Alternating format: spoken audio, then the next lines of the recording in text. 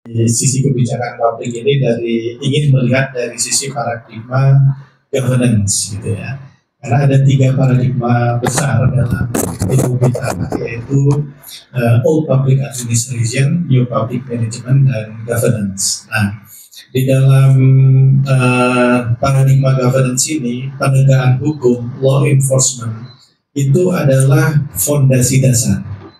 Jadi law enforcement itu salah satu hal yang bisa menjamin governance itu berjalan dengan maksimal. Governance dalam hal ini adalah tata kelola pemerintahan, yang bukan berarti pemerintah saja dalam hal ini ya. Karena di dalam paradigma old public administration itu semua didominasi oleh peran negara. Negara yang sangat sentral di situ, serba negara, hegemoni negara besar gitu ya. Sedangkan di new public management, paradigma kedua itu sudah mendapatkan intervensi daripada kebijakan economic science ya. Nah, sedangkan yang governance ini lebih kepada pendekatan demokratik ya, terutama kualitatif demokratik ya, demokrasi kualitatif gitu ya. Yang governance ini bicara tentang keberpihakan kepada mereka yang termarginalkan. Nah, kalau bicara dalam konteks governance tadi, penegakan hukum itu menjadi elemen, dan governance bicara bagaimana sistem hukum dan lain-lain itu menjamin keberpihakan terhadap mereka yang termarginalkan. Siapa yang termarginalkan ini? Ya masyarakat yang sedang terlanda problem. Kalau dalam hukum ya problem-problem hukum gitu ya. Nah, bagaimana sistem ini bisa menjamin bahwa mereka-mereka yang menjadi korban ya, ataupun bahkan mereka menjadi tersangka itu bisa terjamin hak-haknya dalam sistem tata kelola ini. Dan juga bagaimana sistem hukum ini menjamin bahwa terjadi akuntabilitas dan check and balance di antara sistem tersebut. Jadi tadi sudah disebutkan oleh Prof. Nyoman bahwa kemungkinan terjadinya super body, adanya superior dan inferior, ini sejalan dengan pendekatan kami di sisi governance ini ya. Check and balance itu harus ada porsi ya, antar pihak yang ada di situ. Jadi jangan sampai semua fungsi itu disebut palu gada ya. Palu gada itu apa? Palu gada itu apa saja lo mau gua ada gitu ya.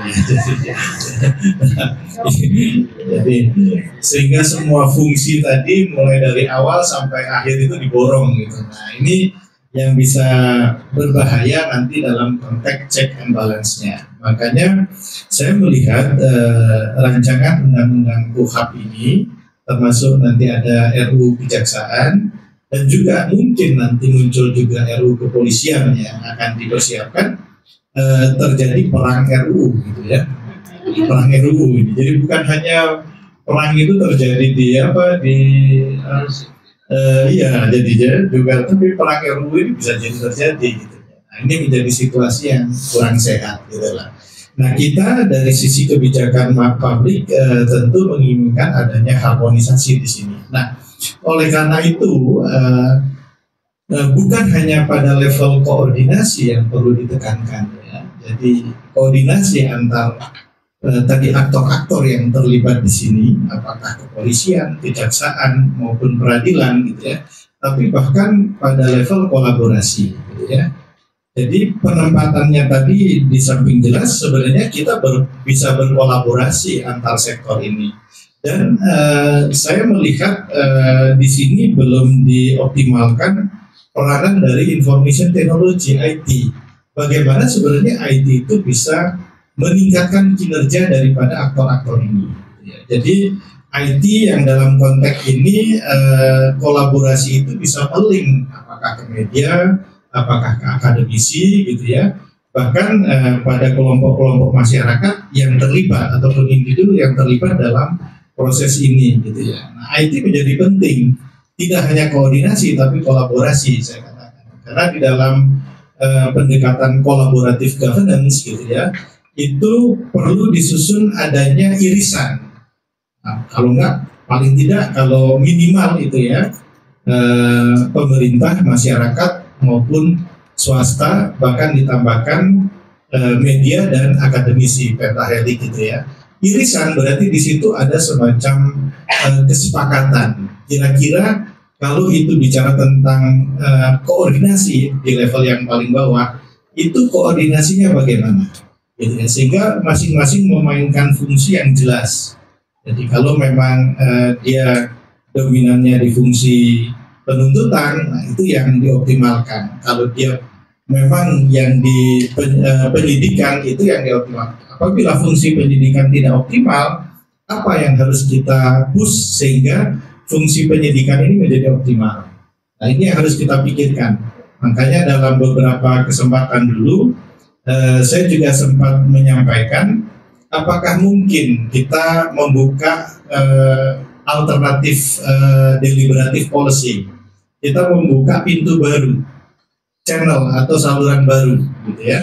Misalkan kita memungkinkan nggak dalam rancangan undang-undang ini kita membuka pintu adanya penyidik swasta, ya, detektif swasta, yang itu sebagai profesi, karena di dalam sistem hukum kita belum menganggap itu sebagai profesi.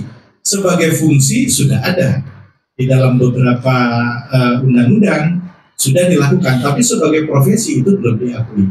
Nah di tempat saya kuliah dulu di Australia itu sudah diakui sebagai profesi, di Jerman juga begitu.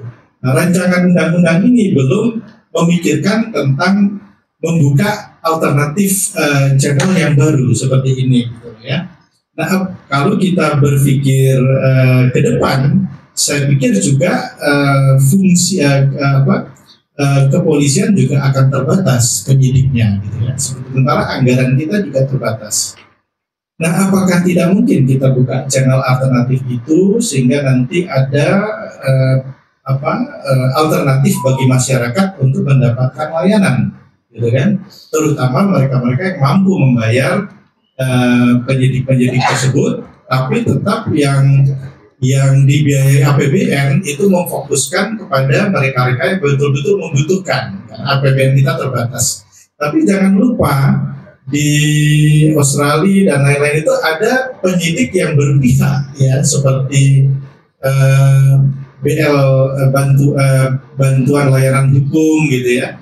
Beberapa lembaga foundation yang dia membuka fungsi layanan penyidik swasta ini, yang dia juga membela kepentingan mereka-mereka yang termarginalkan ini tadi, yang mereka miskin tapi haknya tergeruskan misalkan. Nah ini ada juga. Jadi bukan kita berpikir bahwa pada orang yang bisa membeli atau bukan bisa membayar, ya, tapi pada orang yang bisa dibela oleh foundation yang juga mempunyai anggaran untuk melakukan itu, gitu. Nah ini hanya salah satu tawaran dialog, karena di dalam kebijakan publik itu kalau kita bicara deliberative policy perlu ada channel-channel yang dibuka seperti itu.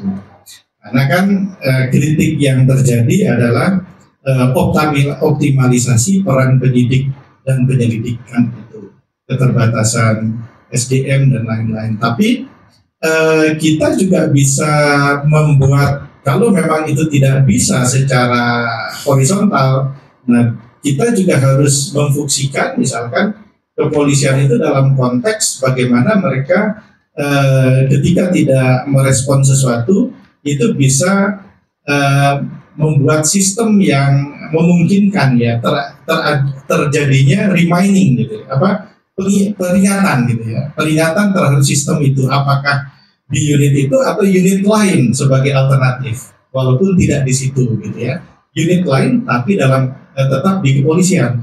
Tapi kalau ini dialihkan, dilimpahkan kepada aktor lain, ya, misalkan kejaksaan, apakah ini tidak menimbulkan, ya, tadi seperti itu tadi, kekhawatiran terjadinya lembaga yang super body, dia punya fungsi dari awal sampai dengan akhir, gitu loh. Jadi, dan bisa-bisa nanti perhatian dan apakah dia punya kapasitas juga untuk itu. Karena juga dia melakukan fungsi penuntutan, sementara SDM-nya juga terbatas, gitu kan. Sehingga khawatirnya nanti kalau ini semua fungsi dilakukan, yang fungsi penuntutannya juga bisa terabaikan. Nah, jadi kembali lagi kita ya, jadi kita tata dulu koordinasinya antara kewenangan dan aktor ini, kemudian kita bicara kolaborasinya sampai level mana. Media bisa masuk sampai level mana, akademisi bisa advice sampai mana, di mana hubungan antara mereka yang sifatnya hanya mereka berdua ketahui. Karena kan ini masalahnya kan kita membangun trust antar aktor, kan? Nah, ketika trust itu sistem itu membuat trust tidak terbangun dengan optimal, ini dikhawatirkan akan terjadi pergeseran yang kurang sehat ke depannya. Oleh karena itu, Bapak Ibu sekalian, dalam konteks kebijakan publik kita perlu mengharmonisasikan ini, dan juga saya pikir sebelum RUU ini didok harus dilihat lagi apakah kemungkinan itu ke depan tidak akan terjadi, misalkan karena dikhawatirkan RUU ini yang sudah digodok masuk pembahasan di bulan Maret ya, bahkan mungkin akan diputuskan kalau tidak ada introspeksi terhadap beberapa pasal yang tadi sudah dibahas ya oleh Pak Nyoman. Saya pikir juga berpotensi untuk menjadi overlapping dan lain-lain ya, terhadap fungsi dan peran yang dijalankan. Nah, jadi ini saudara-saudara sekalian, intinya ya dalam konteks kebijakan publik, di samping membahas peran daripada aktor yang ada, kewenangan yang ada, tapi kita juga harus menjamin mereka-mereka atau pihak yang lain ya, termasuk korban, tersangka, ataupun mereka yang melihat, atau karena tadi ada check and balance ya, mereka yang berfungsi sebagai watching body ya, seperti media ataupun lembaga-lembaga lain yang punya akses. Nah, IT tidak bisa ditinggalkan. IT akan memudahkan semua proses ini. Apalagi misalkan ketika respon yang diberikan lemah dari salah satu institusi terhadap fungsi IT yang ada, itu kan masyarakat bisa memonitor, termasuk media dan lain-lain, bagaimana kinerja dari suatu lembaga itu juga ikut diawasi oleh berbagai pihak yang ada gitu, sehingga akan kelihatan. Nah, jadi kita berpikir sebaiknya meningkatkan kinerja daripada masing-masing sektor ini atau dari masing-masing aktor ini. Bagaimana meningkatkan kinerja daripada, tapi tidak malah menambah problem baru, membuat mereka saling